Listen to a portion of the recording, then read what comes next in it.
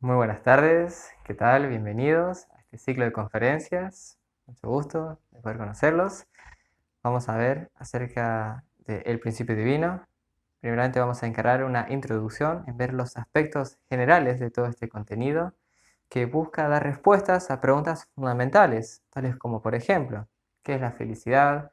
¿Cuál es el origen del ser humano? ¿Cuáles son las leyes fundamentales que rigen este universo?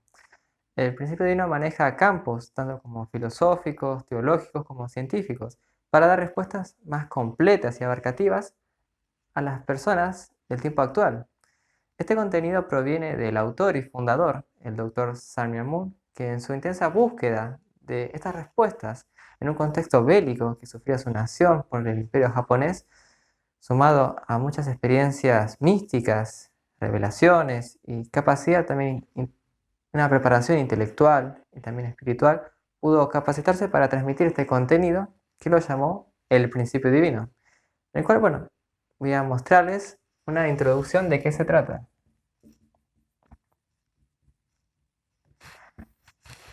Básicamente, el principio divino tiene tres partes fundamentales. La primera nos habla acerca de el ideal. Si yo les preguntara a cada uno de ustedes acerca de cuál es su ideal, me van a dar respuestas diferentes acerca de qué quieren lograr en la vida, sus mayores sueños, anhelos. Sin embargo, a pesar de que todas son respuestas diferentes, hay un factor que se repite en todo ser humano. ¿Qué van a sentir cuando logren alcanzar ese sueño, ese anhelo, ese ideal que se proponen? Es justamente es el medio por el cual experimentar la felicidad. De eso se trata el ideal del principio divino, acerca de la felicidad. Pero ¿qué tipo de felicidad? Nos habla acerca de una felicidad que es en conjunto. Porque si nos ponemos a reflexionar, nosotros somos individuos, pero cada uno de nosotros vive en comunidad, en conjunto, ya sea en una familia, en una ciudad, en una nación. Al final, todos somos parte del mismo mundo. Es decir, que la felicidad en realidad es compartida, ya que influyen factores tanto personales como externos. Y a pesar de que logremos nuestros sueños, nos sintamos felices con nosotros mismos, si en nuestro círculo cercano de la familia hay dificultades, hay conflictos, uno se da cuenta que no logra experimentar una felicidad completa. Y aunque en su familia estén todos en sintonía en la felicidad, si el barrio en donde viven, por ejemplo, es inseguro, también no se llega a experimentar una felicidad completa. Justamente, entonces, para poder sentir y experimentar una felicidad en conjunto, completa y verdadera, todas las personas tendrían que estar en la misma sintonía de felicidad. Quizás suena muy utópico pensar de esto, pero ¿cuál es el mejor ejemplo de este concepto de conjunto? Lo vemos en la naturaleza. Si analizamos cualquier ecosistema, vamos a ver que hay diferentes elementos, diferentes seres, pero a pesar que son todos diferentes, como todas las personas son diferentes, la naturaleza vive en conjunto, todos justamente logrando el equilibrio, la armonía. Vemos que se forma la cadena alimenticia, el ciclo del agua. Justamente cada ser está viviendo para el propósito del ecosistema en conjunto, en el cual ninguno queda exento. Justamente todos están conviviendo para todos. Porque vemos que la naturaleza tiene un plan y un diseño. Tiene leyes y principios que, que como las siguen, permiten vivir en conjunto, en equilibrio y en armonía. Y nos preguntamos, ¿el ser humano es parte de la naturaleza, del universo? Claramente sí, entonces vemos este comportamiento en el ser humano, en las sociedades actuales, conviviendo en armonía todos juntos, en equilibrio, en paz. Claramente hay algo acá que no estamos logrando, efectivamente, pero sin embargo lo vemos en la naturaleza. Entonces, el problema acá está en el ser humano. Eso nos lleva a la segunda parte del principio divino. Nos explica acerca de un suceso en la historia en el cual ocurre una pérdida. Pero no es que perdió el ideal, que ya no existe o es inalcanzable, sino que en realidad perdió la visión del ideal, perdió cómo obtenerlo, porque cayó en un estado de ignorancia. Ignorancia acerca de este plan y diseño que rige el ideal. Por lo tanto, genera muchas situaciones de sufrimiento, como lo vemos en la historia humana. Pero el ser humano, a pesar de eso, nunca dejó de buscar la felicidad, lo que más anhela. Pero al desconocer que tiene que ser en conjunto, se volvió egoísta, en el cual se conforma con obtener su propia felicidad, inclusive a costa de otros. Sin embargo, a pesar de esto, nos muestra el principio divino una tercera parte acerca de una recuperación. Una recuperación acerca de este ideal, el cual es la felicidad en conjunto, en el cual vamos a ver a lo largo de las conferencias una reflexión histórica acerca de que toda la historia humana es el camino de retornar a este origen, es decir, este periodo se denomina la historia de la restauración, el cual restauración es justamente volver algo a su estado original, similar con reparar o arreglar, el cual nos muestra justamente que poco a poco el ser humano fue ampliando su mente en pensar más en el conjunto, desde la creación de los derechos humanos, el cuidado del medio ambiente, y cada vez el ser humano va pensando más en el otro, desde pensar en los derechos hacia las mujeres, los niños, inclusive a la naturaleza y su protección. Poco a poco el ser humano va pensando cada vez más en el conjunto. Es decir, esas tres partes que vemos del principio divino, si las quisiéramos ejemplificar, es como con la salud humana. Cualquier persona que está en su estado ideal de salud, como un deportista, ¿qué pasa cuando sufre alguna enfermedad o lesión? Cae en un estado enfermizo, en el cual pierde su salud. Sin embargo, ahí comienza la tercera parte, que es buscar un tratamiento para recuperar la salud, a través de ir a un médico que le indique los pasos a seguir, ya sea periodo de descanso, medicamentos, fisioterapias, etc. Lo mismo ocurre con la historia del ser humano, pero en un periodo de tiempo más prolongado. Inclusive, estas tres partes del principio divino las vemos reflejadas en nosotros mismos, en un factor que todos tenemos en común, que es la mente. La mente es nuestra fuente de deseos y de ideas. Como está en sintonía con el ideal, surgen lo que son los deseos buenos, en el cual los ponemos a cabo a través de acciones. Son de tipo buenos. ¿Qué sentimos cuando hacemos una buena acción? Es justamente lo que estábamos hablando, acerca de la felicidad. Sin embargo, parece un camino muy sencillo hacia la felicidad, solamente hay que seguir los deseos buenos. Pero sabemos que no es tan fácil como parece. Por causa de la pérdida, el ser humano quedó distorsionado en su mente, el cual una parte está en conexión con la pérdida. Y de ahí surgen los deseos malos. Pero hagamos una pausa. ¿Qué es algo bueno y qué es algo malo? Bueno, una definición inicial que nos puede dar el principio divino es que lo bueno es aquello que está en sintonía con el ideal y que beneficia al conjunto, inclusive si hay que postergar la felicidad individual. Sin embargo, lo que es malo es aquello que perjudica a la totalidad por el propio beneficio individual. Entonces, aclarado esto, de nuestros deseos malos, los llevamos a cabo a través de acciones. ¿Y qué sentimos cuando realizamos una mala acción? Podrían ustedes responder, ¿no? Resentimiento, rencor, culpa. Pero si fuera eso lo primero que sentimos, no realizaríamos este tipo de acciones. Lo que nos explica el principio divino es que cuando realizamos una mala acción, también sentimos felicidad. Pero acá está la clave. no son el mismo tipo de felicidad.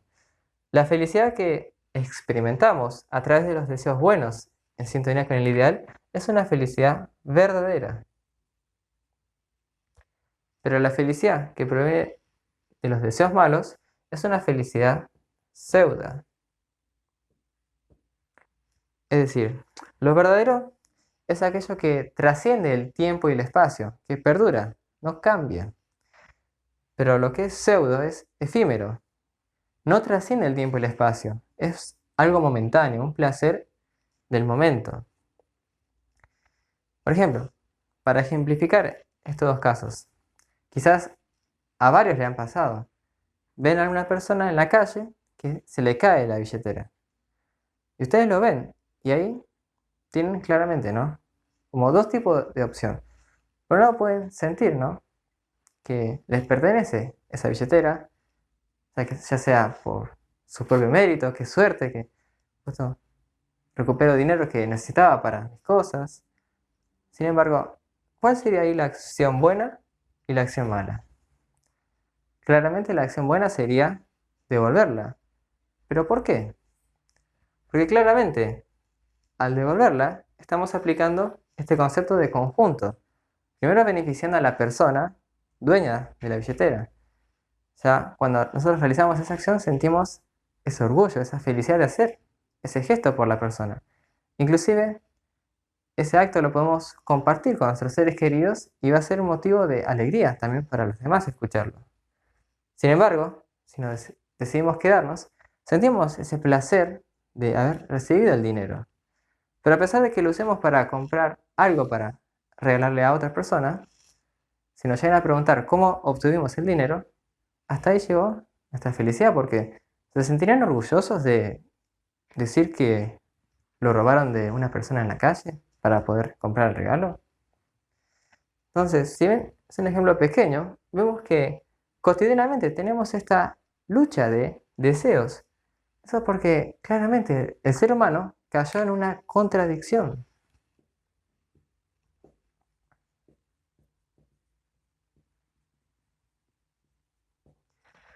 en el cual la contradicción no es algo contemporáneo, es algo que viene hace muchísimo tiempo, desde que el ser humano cayó en el estado de pérdida. Inclusive desde el punto de vista teológico, porque el principio divino también maneja ese campo, vemos en Romanos 7:22 al 24 que para los cristianos, Pablo, considerado un santo, también nos habla de la contradicción, acerca de, según el hombre interior, me deleito en la ley de Dios, pero advierto otra ley en mis miembros que lucha contra la ley de mi razón y me esclaviza a la ley de pecado. Y exclamaba, pobre de mí, ¿quién me librará de este cuerpo de muerte? Entonces, inclusive una persona considerada santa tenía esta dificultad en seguir sus deseos buenos, y era una persona que seguía las enseñanzas de Jesús, de vivir por el bien del prójimo. Entonces, ¿cuánto más nos espera a todos nosotros que no somos considerados santos? Pero no todo está perdido. Dijimos que también esta recuperación se ve presente en nosotros. Es a través de la conciencia, el cual la conciencia es lo que nos impulsa a seguir los deseos buenos, pero rechazar los deseos malos.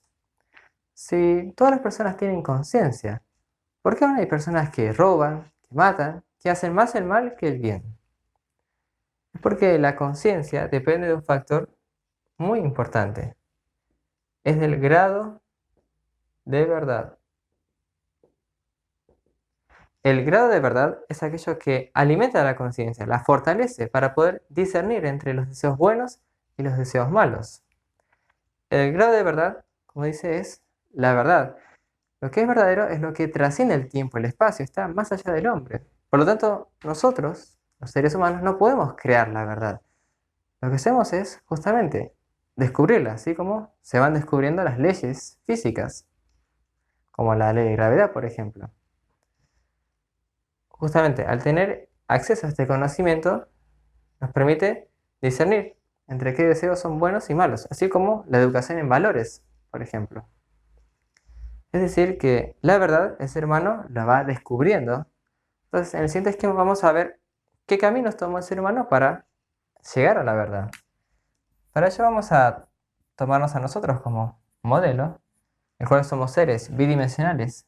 Tenemos una mente y un cuerpo, una de un aspecto más interno y otra como un aspecto más externo. Y como vimos, el ser humano cayó en un estado de ignorancia. Por lo tanto, la ignorancia también tiene dos aspectos, una interna y otra de tipo externa. La ignorancia interna es acerca de desconocer las preguntas fundamentales, como por ejemplo, ¿qué es la felicidad? ¿Qué es el bien y el mal? Bueno, son temas que veníamos hablando. Y la ignorancia externa es acerca de las leyes fundamentales del universo, medios de comunicación, de la ingeniería, la salud humana. Y los caminos principales que el ser humano ha seguido para llegar a la verdad fueron dos. Por parte de la interna, la religión y la filosofía, el cual nos acercaban a la verdad de tipo interna. Y el campo más externo, la ciencia y la tecnología, son los que nos acercaban hacia la verdad de tipo externa. Sin embargo, si les preguntase, ¿cuál es más importante? Probablemente elijan una, pero si nos ponemos a pensar, ¿puede la mente vivir separada del cuerpo o viceversa? Claramente no. Justamente no hay dos verdades, son en realidad dos aspectos de la misma verdad. Así como la mente y el cuerpo son dos aspectos de la misma existencia. Por lo tanto, a pesar de que en la historia fueron caminos paralelos que nunca se han cruzado, es más, hubo controversias de una parte hacia la otra, en los últimos tiempos cada uno se ha estado acercando, aproximando a la otra, complementándose, para justamente dar respuestas a los problemas reales de la sociedad. Es decir, que poco a poco estas dos verdades, que en realidad es una sola, se van a ir complementando en una verdad completa.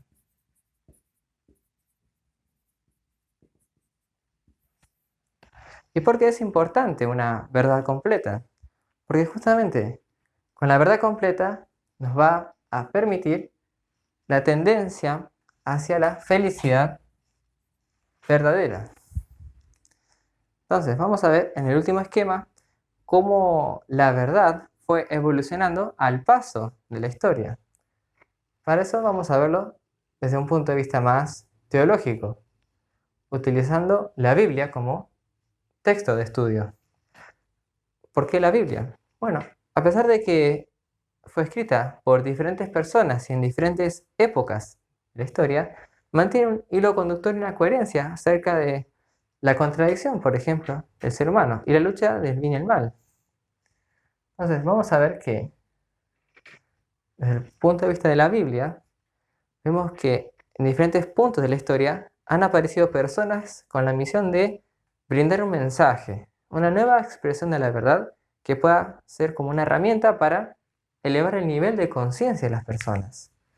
Entonces, vamos a ver que a lo largo de la historia, el nivel de conciencia fue aumentando. En primer lugar, vamos a ver el personaje histórico de Moisés, en la época del Antiguo Testamento, el cual Moisés justamente trae al pueblo de la época las dos tablas de piedra que tenían escritas en ellas. Eran los 10 mandamientos o las leyes mosaicas. Estas leyes son consideradas una nueva expresión de la verdad. O sea que quizás para nosotros es obvio, ¿no? Que matar, robar, codiciar a la mujer del prójimo, codiciar a la mujer del prójimo es malo. Sin embargo, hay que entender que estos mandamientos fueron dados a personas que justamente no lo seguían y no lo tenían naturalizado. Esta época era un momento muy bárbaro del ser humano. el cual estos mandamientos, como prohibiciones, era para limitar el comportamiento de las personas y para ir introduciendo poco a poco a una convivencia más en conjunto, de pensar en el otro. Vamos a ver que estos 10 mandamientos trascendieron el tiempo y el espacio, o sea que están escritas en todas las constituciones del mundo, en que si hacemos algo fuera de estas normas, somos penalizados.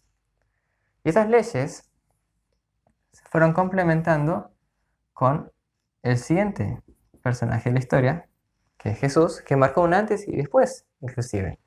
En la época del Nuevo Testamento, ya que traía los evangelios. Estos evangelios también se consideran como una nueva expresión de la verdad, ya que, como vimos, no es que trae una verdad diferente, sino que Jesús complementa lo que dice Moisés, ya que simplifica los 10 mandamientos en dos: amar a Dios sobre todas las cosas y al prójimo como uno mismo. Inclusive, nos trae un nuevo concepto acerca del amor, el perdón, poner la otra mejilla y demostrar la realidad de Dios como una relación de padre e hijo. Justamente, era para seguir elevando el nivel de conciencia de las personas. Jesús expresaba vivir por el bien del prójimo, amarlo como uno mismo. Sin embargo, a pesar de todo el mensaje que trajo Jesús, nos deja dos testimonios en Juan 16:12 y Juan 16:25, que dice: tengo mucho para deciros, pero aún no podéis sobrellevarlo. Y ya va a llegar el día en que no hable en símbolos ni en parábolas, sino que hable claramente acerca del Padre. Es decir, que Jesús aún no terminó de brindar todo el mensaje que tenía para la época. Jesús fue crucificado a una edad de 33 años.